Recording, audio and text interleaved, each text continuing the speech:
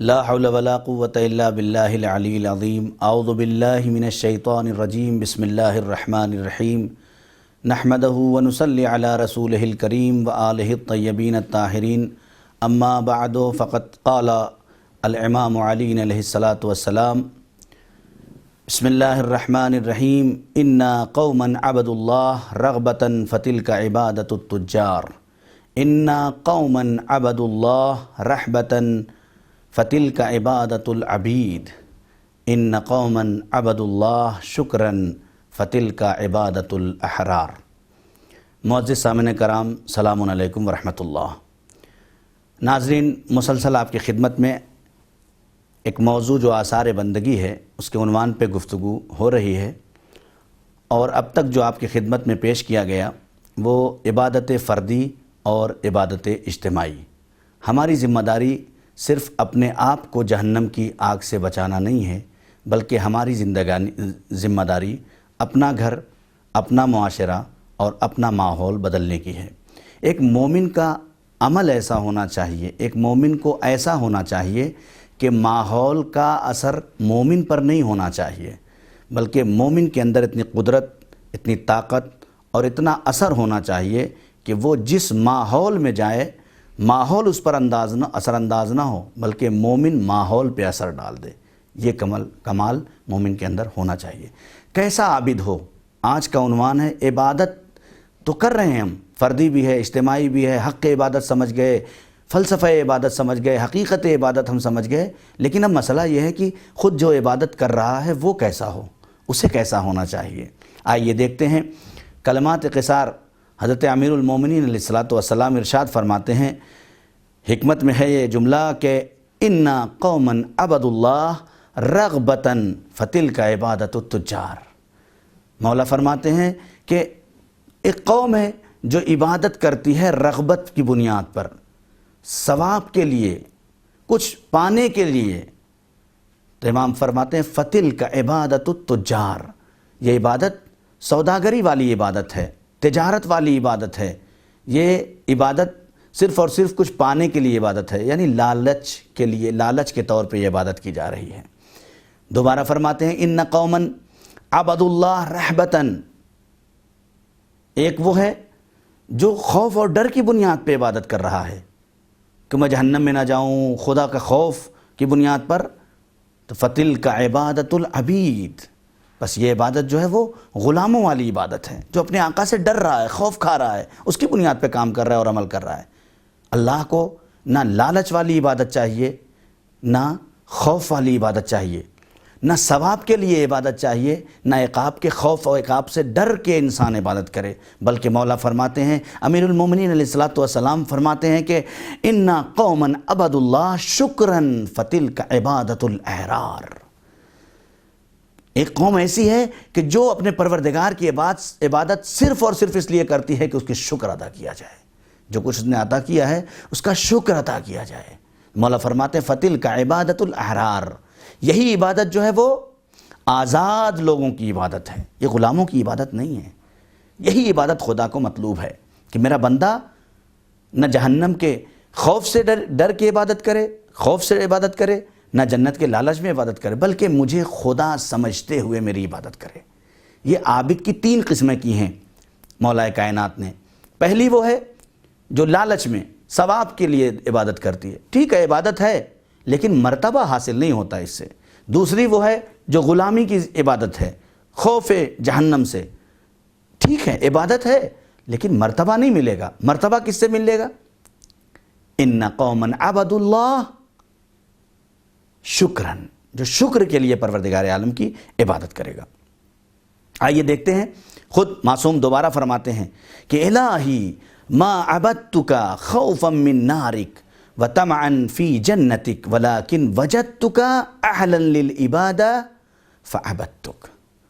یہ مولا فرماتے ہیں ہم کاش یہ سمجھ جائیں، اے میرے پروردگار، میں تیری عبادت نہ خوف جہنم سے کرتا ہوں، نہ جنت کے لالچ میں کرتا ہوں۔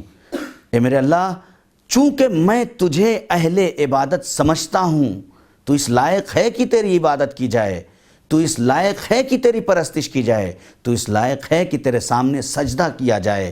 یہ انسان جب محسوس کر لیتا ہے تو خداوند عالم اس کے دل میں، اس کے وجود میں ایک ایسی کیفیت پیدا کر دیتا ہے کہ انسان قربتاً الی اللہ صرف زبان سے نہیں کہتا، بلکہ وہ احساس کرتا ہے کہ ہم بارگاہ خداوند عالم میں اس وقت ہیں۔ اب ہماری ذمہ داری کیا ہے؟ ہم خود اس کو محسوس کریں۔ عابد کو کیسا ہونا چاہیے؟ میں نے پچھلے درس میں یہ بیان کیا آپ کے سامنے کہ جب پوچھا گیا کہ عبادت میں مولا کائنات کے پیروں میں تیر لگا تو کیا کریں؟ تو کیا فرمایا نبی نے؟ جب مصلی عبادت پہ ہوں تو تیر نکال لو۔ احساس قربت الہی، یہ کنہ عبادت ہے، یہ کنہ عبادت ہے۔ اگر یہ انسان کو حاصل ہو جائے تو یہ بہت ہی اہمیت کا حامل ہے کہ انسان نہ جنت کے لالچ میں عبادت کرے، نہ جہنم کے خوف میں عبادت کرے، بلکہ اپنے خدا کو لائق عبادت سمجھتے ہوئے اس کی عبادت کرے۔ اب ہماری ذمہ داری کیا ہے؟ ہم سوچیں، آج کے اس دور میں، آج کے اس ماحول میں جب لاک ڈاؤن چل رہا ہے، ہم آپ اس دور سے گزر رہے ہیں، ہم اپنے گھروں میں ہیں، ماہ مبارک رمضان چل رہا ہے، روزہ ہیں، عبادت کر رہے ہیں، عبادت سب کر رہے ہیں۔ کچھ ایسے ہیں جو عبادت کر رہے ہیں اور اپنی عبادت کو کہہ رہے ہیں کہ چلو کسی طرح گزار دیتے ہیں روزہ، کاٹ دیں روزہ کو۔ کیسے؟ لاؤ لوڈو کھیل لیتے ہیں، لاؤ کیرم کھیل کے گزار دیتے ہیں، لاؤ اور کچھ کر کے گزار۔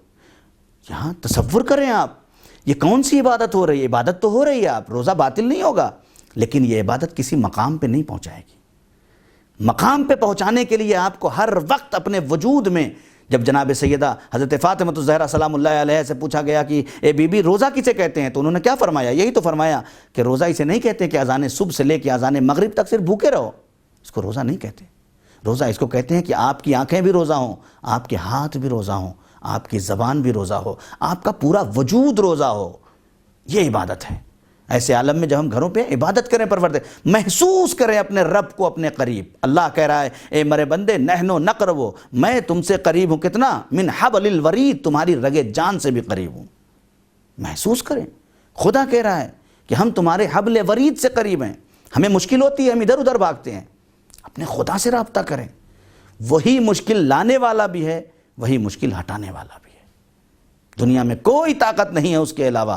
ہر عمل میں اپنے خالص ہو جائیں۔ عبادت اسی کو کہتے ہیں کہ صرف اور صرف خدا کے لیے، اور ہر مقام پہ اپنے خدا کو یاد رکھیں۔ لہٰذا روزے کو گزارے نہیں، روزے کو کاٹے نہیں، روزے کو عبادت سمجھ کے انجام دیں۔ کوشش کریں، ایسے اعمال کریں کہ خدا کہہ دے کہ الصوم لی وانا اجزی، روزہ میرے لیے ہے اور میں ہی اس کی جزا دینے والا ہوں۔ دنیا کی کوئی طاقت آپ کے صبح سے لے کے شام تک روزہ رہنے کی اجر اور جزا نہیں دے سکتا۔ وہ سمجھ ہی نہیں سکتا ہے کہ اس کا کمال کیا ہے۔ یہ صرف خدا عطا فرماتا ہے اور وہی عطا کرتا ہے، اور کوئی عطا نہیں کر سکتا۔ ہمارے ہاں فاصلہ ہو چکا ہے۔ ہم دیکھیں، اپنے اعمال کو چیک کریں۔ عابد کو کیسا ہونا چاہیے؟ عابد چیک کرے۔ وہ عابد جو غفلت میں عبادت کر رہا ہے، ایسی عبادت سے کوئی فائدہ نہیں ہے۔ ایک عابد ہے جس کو یہ پتہ ہی نہیں کہ عبادت کیسے کرنا چاہیے۔ وہ آتا ہے، صبح بھی نماز پڑھتا ہے تو نماز پڑھ لیتا ہے، زور میں بھی عادتاً نماز نہیں پڑھیں۔ یہ ہماری بڑی مشکل ہے۔ عادتاً نماز نہیں پڑھیں بلکہ عبادتاً نماز پڑھیں۔ عادتاً اور عبادتاً میں نماز پڑھنے کا فرق کیا ہے؟ جب عادتاً نماز ہوگی تو ایک مزدور کی طرح سے ہوگی۔ وہ صبح میں جاتا ہے، اپنا روز اینٹ اٹھاتا ہے، روز پتھر لگاتا ہے، اسے پتہ ہی نہیں چلتا، وہ کر کے چلا آتا ہے، عادت ہو گئی ہے اس کو۔ لیکن جب عبادتاً انسان عبادت کو انجام دے گا تو اسے ہر لمحے اپنے خدا کا احساس ہوگا، ہر مقام پہ اپنے خدا کو یاد کرے گا۔ وہ عادتاً نہیں ہوگی بلکہ وہ عبادتاً ہوگی۔ کیا فاصلہ ہو گیا اللہ کی عبادت میں اور ہماری عبادت میں؟ فاصلہ آج کے دور میں یہ ہو گیا ہے کہ ہم یہ چاہتے ہیں کہ ہم اس وقت روزے کی حالت میں لوڈو کھیل کے اپنا وقت گزار دیں، کیرم کھیل کے اپنا وقت گزار دیں، یا دوسرے تمام کھیل کھیل کے اپنے وقت گزار دیں۔ کیا میرا خدا بھی یہی چاہتا ہے؟ کیا میرا امام جو وقت کا آخری حجت ہے پردہ غیب میں، کیا یہ بھی ہم سے یہی چاہتے ہیں؟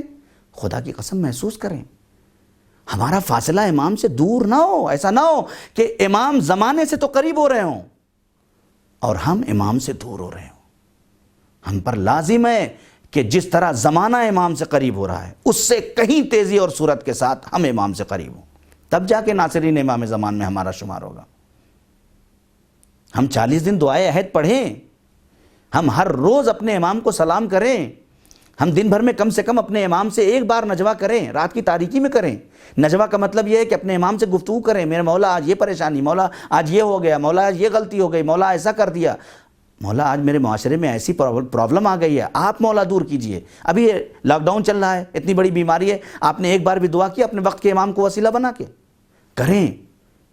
معصومین اسی لیے ہیں، ان کا وسیلہ کبھی رد نہیں کیا جا سکتا۔ ہر گھر میں آپ اس چیز کو دعا کی شکل میں انجام دیں، ایک سورہ یاسین پڑھیں، اس سورہ یاسین کا ہدیہ مادر امام زمان کو ہدیہ کریں، سورہ یاسین کا ثواب، اور اس کے بعد دعا کریں پروردگار تو تجھے تیری آخری حجت امام زمان کا واسطہ ہے، ہمارے معاشرے سے، ہمارے ملک سے، ہماری اس دنیا سے اس مہلک بیماری کو دور فرما۔